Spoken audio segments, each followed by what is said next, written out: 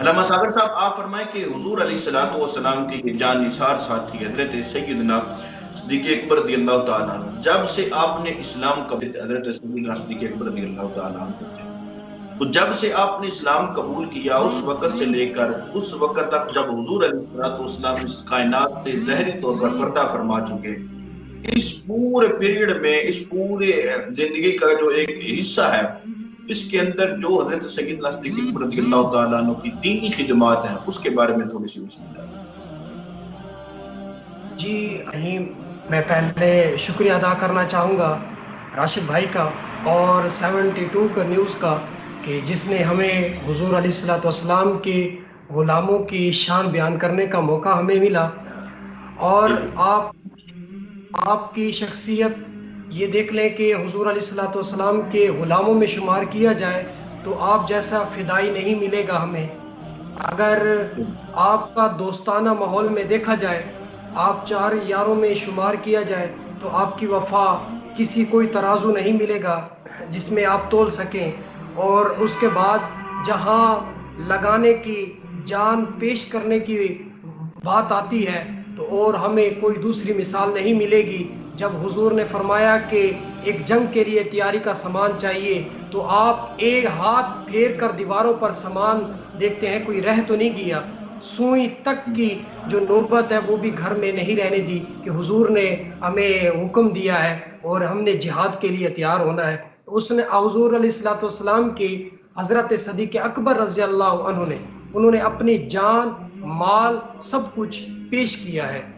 وہ مجھے وقت یاد رہتا ہے جب میں وہ واقعہ پڑھ رہا تھا کہ کفار مکہ جب اتنا تنگ کر رہے تھے کہ ایک اعلانیہ نہ نماز پڑھنے دی جا رہی تھی تو نہ عبادت کرنے دی جا رہی تھی، تو وہ واحد گھر تھا حضرت صدیق اکبر رضی اللہ عنہ کا، جہاں انہوں نے چھوٹی سی مسجد اپنے گھر میں ہی بنائی۔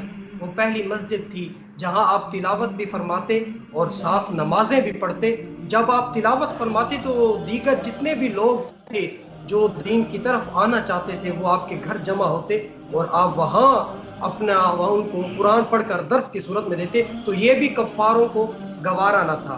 اور آپ غار ثور کی طرف جب آپ حضور علیہ الصلوۃ والسلام کے ساتھ ہجرت کرتے ہیں تو یہ دیکھیں کہ جب آپ ہجرت کرتے ہیں تو وہ اپنے بیٹے کو عبداللہ کو یہ کہتے ہیں کہ آپ نے پورے دن کی جو قریش کی جو معلومات ہیں ہمیں غار ثور میں شام کو آپ نے آ کے بتانا ہے۔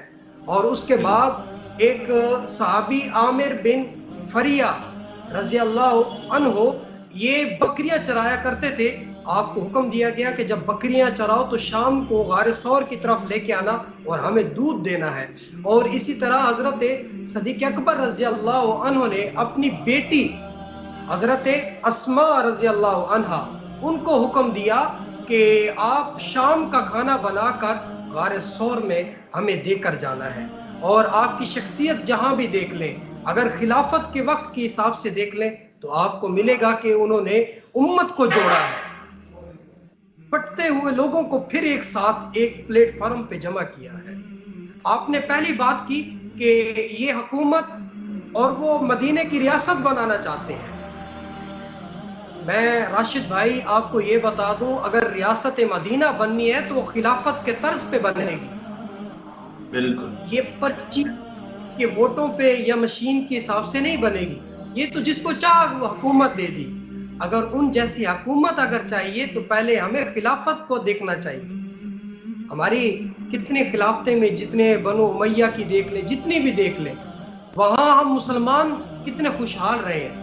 جب ہم کالونیوں کی صورتوں میں آئے ہیں، جب ہم یہ ان کی صورتوں میں آئے ہیں پرچی والے نظام میں، تو ہم بٹ کر رہ گئے ہیں۔ آج تک ہم اپنی بیٹی کو واپس نہیں لا سکے۔